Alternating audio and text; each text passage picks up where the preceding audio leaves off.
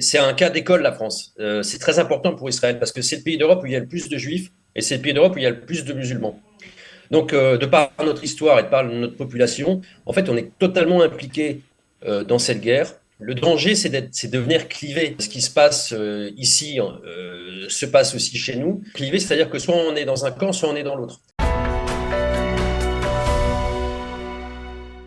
Et aujourd'hui, nous sommes avec un journaliste, un grand reporter même, qui couvre déjà depuis quelques semaines la guerre dans la bande de Gaza. François Labarre, bonjour. Bonjour. Et merci d'être avec nous aujourd'hui pour parler de votre mission en Israël, déjà depuis plusieurs semaines. Alors, je l'ai dit, vous êtes grand reporter pour le magazine Paris Match et vous avez couvert d'innombrables déjà scènes de guerre et de conflits. Vous avez même été enlevé pendant quelques jours en Centrafrique et vous êtes en Israël pour couvrir la guerre donc dans leur bande de Gaza.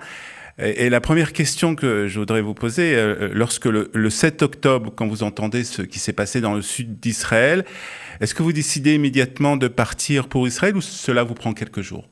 Alors, le 7 octobre, on a une équipe qui est déjà prête pour partir et qui arrive le 8 octobre en Israël.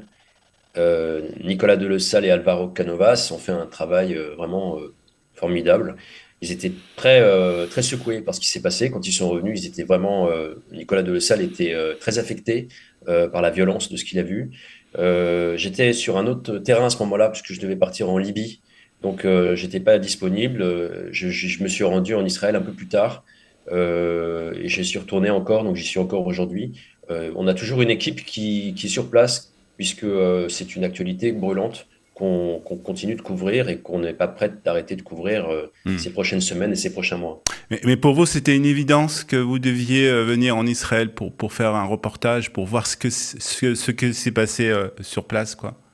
Ah oui, oui, c'est une évidence, c'est sûr que c'est comme le 11 septembre, c'est-à-dire que c'est quelque chose qui a marqué profondément les esprits en Israël, évidemment, mais je pense partout en Occident et en France en particulier, puisqu'il y a une communauté juive qui est très importante. Et donc, on se sent concerné. Et puis, il y a quand même une difficulté par rapport à ce qui s'est passé, c'est que la violence qui a été, la violence a été acceptée par un certain nombre de personnes comme quelque chose de normal, alors que c'est de la barbarie, c'est quelque chose qui aurait dû être condamné tout de suite par tout le monde.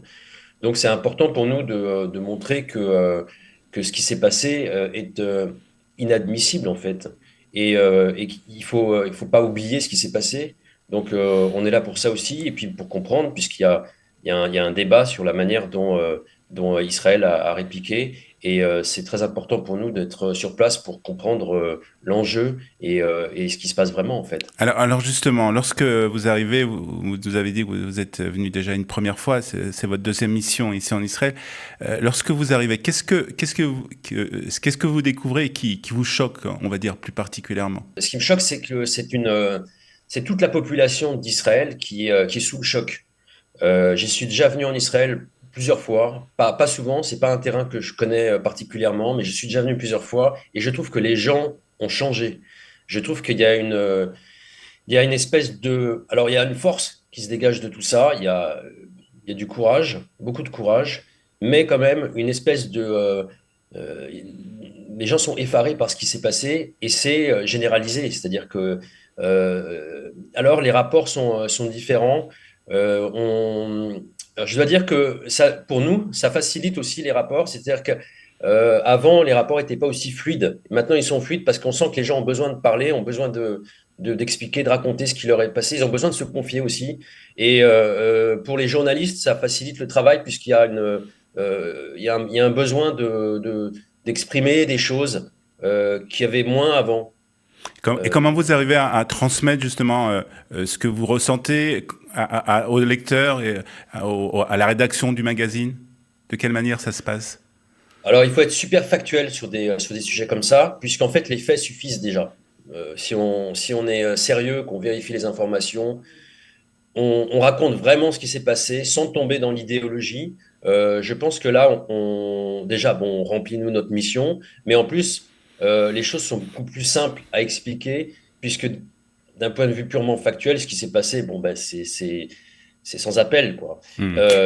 Et les témoignages, là, j'ai travaillé par exemple sur le financement du Hamas. on a visité les tunnels. En fait, il faut comprendre l'ampleur de cette opération, la manière dont elle a été montée, les moyens qui ont été déployés, et comprendre que là, on n'est pas face à des,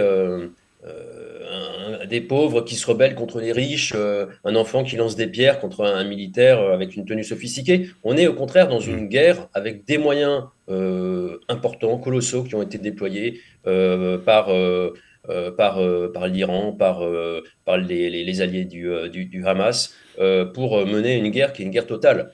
Donc, c'est ça qu'il faut faire comprendre en fait à nos lecteurs et au public français, c'est qu'on n'est pas dans le cas d'une intifada des Palestiniens qui se rebellent contre Israël. Il y a cette dimension-là, mais en fait, cette opération, elle dépasse beaucoup la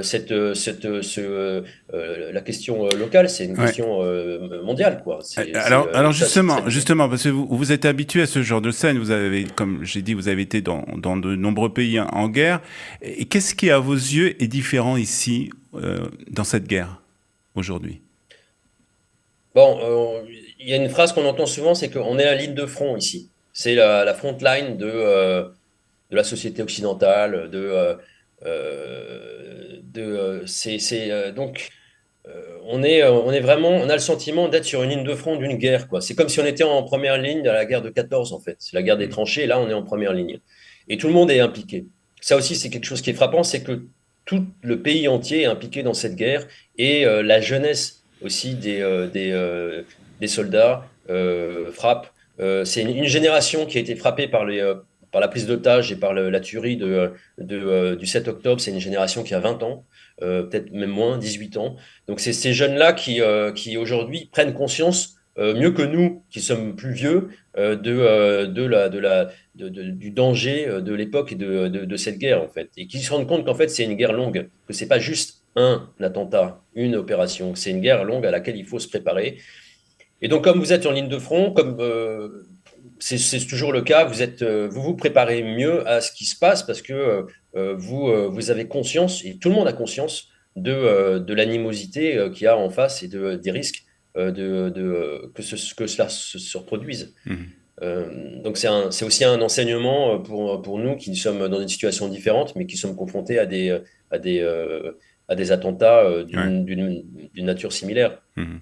Alors, une des particularités aussi de ce conflit, c'est qu'il y a beaucoup de fake news qui sont fournies par différentes organisations, que ce soit des organisations internationales ou terroristes. On se rappelle de l'épisode d'un hôpital qui aurait été bombardé par Israël selon le Hamas et qui aurait toujours, selon le Hamas, causé plusieurs morts. Il s'est avéré que c'était une fausse nouvelle. Comment vous, en tant que journaliste, vous arrivez justement à ne pas tomber dans le piège de la désinformation? On a l'habitude, moi j'ai l'habitude de ces terrains-là, donc je suis allé souvent dans les pays où les frères musulmans sont très impliqués. Et c'est intéressant de voir d'ailleurs que des pays musulmans, comment ils se protègent de la puissance de frappe des frères musulmans et de leur propagande. Le Hamas, pour moi, est quand même proche des frères musulmans et en tout cas dans la manière de communiquer, emploie les mêmes moyens.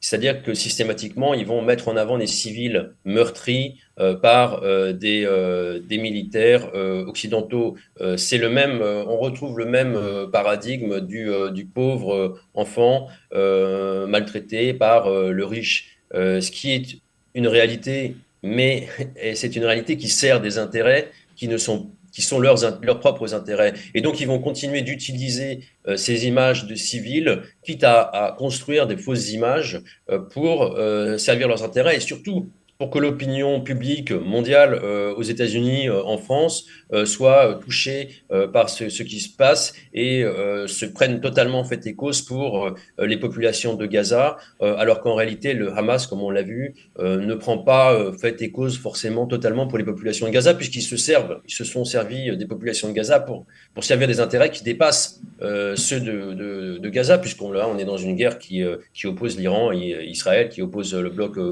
occidentale, dans laquelle même la Russie est partie prenante du côté du Hamas, quoi. Est-ce que vous avez l'impression que quelque chose a changé justement dans le traitement de l'information concernant Israël dans les pays européens, en France plus particulièrement, et puis peut-être aussi aux États-Unis? Alors aux États-Unis, j'y suis pas, je sais pas. La France, je peux vous en parler. C'est un cas d'école, la France. C'est très important pour Israël parce que c'est le pays d'Europe où il y a le plus de juifs et c'est le pays d'Europe où il y a le plus de musulmans. Donc, de par notre histoire et de par notre population, en fait, on est totalement impliqué dans cette guerre. Et le danger, c'est de venir cliver, en fait. Ce qui se passe ici se passe aussi chez nous. Et cliver, c'est-à-dire que soit on est dans un camp, soit on est dans l'autre. Et les médias essayent d'être balanced, vous voyez, Mhm. allez, on essaye de parler de l'un et de l'autre. Ouais. Il y a eu un film sur France Télévisions dans l'émission Complément d'enquête qui a décidé de faire à la moitié pour soutenir les victimes israéliennes de l'attaque du 7 octobre, et puis la moitié pour soutenir les populations gazaouis victimes des bombardements, des représailles de Tsahal. C'est C'est possible de faire? difficile. C'est difficile.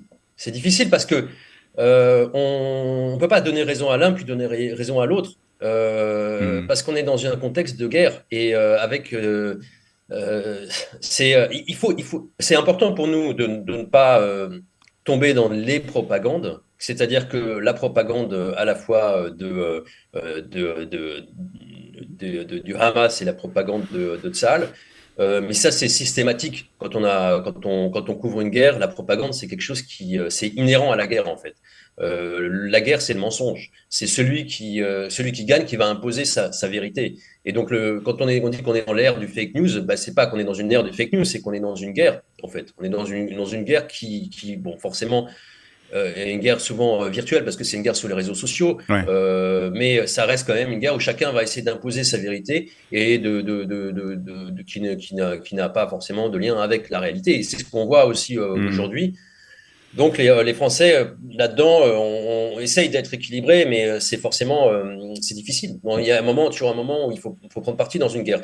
Et Ouais. la position du président Macron est totalement, il est dans cette ligne-là lui aussi, puisqu'un coup il dit quelque chose, un coup il dit le contraire, et puis on ne sait plus trop Ouais. où il se Mhm. place en Mais fait. vous voyez aujourd'hui que certains journalistes ou certaines chaînes de télévision prennent parti d'un côté ou d'un autre d'ailleurs? Vous avez cette impression-là? Qu'il y a un changement quand même, quelque part? Non, ce que je sens, c'est qu'il y a une obligation, on se sent l'obligation quand on est journaliste en France de prendre parti pour la veuve et l'orphelin et de soutenir les populations civiles de Gaza. Euh, Après, c'est normal de soutenir les populations civiles qui sont victimes de bombardements. C'est quelque chose de Mhm. naturel pour un journaliste, mais ça ne suffit pas. C'est-à-dire qu'en fait, il faut expliquer ce qui s'est passé, Ouais. expliquer qui sont les responsables de ce qui s'est passé, Mhm. et que qui veut tuer des civils, ceux qui ont voulu tuer des civils, c'est le Hamas. Mhm. La volonté de s'attaquer à des civils et de commettre des actes de barbarie, elle vient au départ du Hamas. Qui a déclenché cette guerre? C'est le Hamas. Ensuite, on peut remettre en cause ce qui s'est passé, la représailles. On peut regretter que l'Israël n'ait pas été capable, disons, de mener les mêmes opérations qu'après les attentats de Munich, par exemple, où là, il n'y a pas eu de civils qui ont été tués. Ils n'ont tué que les responsables. Et là, ce qui est dommage, c'est que ce ne sont pas que les responsables de cet attentat qui ont été visés, qui ont été tués, mais aussi des victimes, qu'on dit, collatérales. C'est regrettable, évidemment, mais en même temps, quand on se rend compte de l'ampleur de l'attaque qui a été menée, des moyens qui ont été déployés, on n'est plus dans une attaque terroriste, on est dans une Ouais. guerre. Mhm. Et c'est ça qu'il faut expliquer, c'est que c'est pas juste une attaque terroriste comme Munich, c'est une guerre. Et en face, les moyens sont colossaux et c'est des pays qui s'affrontent là-dedans. Mhm. Alors, vous avez parlé un peu des réseaux sociaux. Je voudrais qu'on en parle aussi quelques secondes. On a dit qu'il existe il existe un front militaire, mais il y a aussi un front de la communication qui s'est aujourd'hui énormément développé, et surtout sur les réseaux sociaux. Vous avez l'impression qu'Israël s'est amélioré sur ce front? Oui, oui, oui, je suis d'accord. Israël s'est amélioré sur les réseaux sociaux. Vous savez, Il communique mieux? oui, mais en fait, quand les réseaux sociaux ont été très bien compris et très bien exploités par les réseaux des frères musulmans. Je crois que c'est les premiers à avoir utilisé les réseaux sociaux, à avoir compris la puissance de frappe des réseaux sociaux. Nous, on a vu les Russes ont très bien compris. Donc, par exemple, en Afrique, c'est comme ça que les Russes ont tapé les intérêts français et puis voilà, se sont installés, ont réussi à profiter, à surfer sur cette vague anti-française sur les réseaux sociaux. Les frères musulmans font la même chose. Et les Occidentaux, bon, les Français, nous, on a mis du temps avant de réaliser qu'il fallait se battre aussi sur ce terrain-là. Les Israéliens aussi. Aujourd'hui, ils le font, on le voit. Il y a des influenceurs, il y a beaucoup de, il y a beaucoup de, il y a une présence qui est très forte. Donc, c'est une guerre à laquelle vous êtes maintenant, vous êtes des acteurs de cette guerre. Alors, c'est difficile pour un journaliste de parler de ça parce que nous, on est dans le camp de la vérité. Et quand on est dans une guerre, le camp de la vérité, il est en fait dans aucun camp puisque les réseaux sociaux sont exploités par tout le monde pour défendre ses intérêts. Et donc, mais quand même, là, il y a une présence, il y a une présence accrue d'Israël sur les réseaux sociaux. Enfin, si vous deviez résumer en une seule image ou une seule scène cette guerre que nous vivons ici en Israël, quelle serait-elle? Bah, j'étais très frappé par le retour des otages, qui avait l'air tellement. Ils sont jeunes et puis ils ont basculé dans un monde de l'horreur. Et puis le regard qu'il y a eu, la manière dont justement ont été manipulées les images des retours des otages, qui ont regardé leur ravisseur avec une espèce d'émerveillement. Mais ça, c'est quelque chose qui est systématique quand on est pris en otage, puisque Ouais. ça m'est arrivé. Donc, on a une espèce de syndrome de Stockholm qui se déclenche très rapidement et on regarde son ravisseur avec toute notre vie dépend de lui. Donc, c'est psychologiquement quelque chose de. C'est pas parce qu'il vous a bien traité que vous le regardez comme ça. C'est Mhm. parce que vous êtes devenu son objet pendant plusieurs jours, plusieurs semaines. Et ça m'a beaucoup frappé parce que c'est des jeunes, c'est des enfants, quoi. Ils sont revenus. Aujourd'hui, c'est plus des enfants et c'est eux qui Et vont et que devoir vous l'avez assurer la vécu, suite, et quoi. que vous l'avez vécu aussi. Voilà, je l'ai vécu mais d'une manière très. Bon, je l'ai vécu, mais ce que j'ai vécu, c'est rien par rapport à ce qu'ils ont Ouais, vécu bien eux. sûr. Mais je comprends ce qui leur est arrivé, puisque je comprends l'espèce de le déclenchement de processus psychologique qui se met en place quand on est otage et qu'on devient comme un chien devant son maître et qu'à la fin, notre existence elle est réduite quasiment à néant. C'est une maltraitance inouïe. Et donc, quand on sort de là, il faut. C'est difficile de se relever, c'est tout à fait possible, hein. Mais Mhm. par contre, on en sort sûrement, ces enfants vont en sortir avec une espèce de force et surtout une conscience des efforts qu'il va falloir déployer pour mener cette guerre à ses fins. François Labarre, grand reporter à Paris Match, merci beaucoup d'avoir été avec nous aujourd'hui Merci, merci et bonne beaucoup. journée.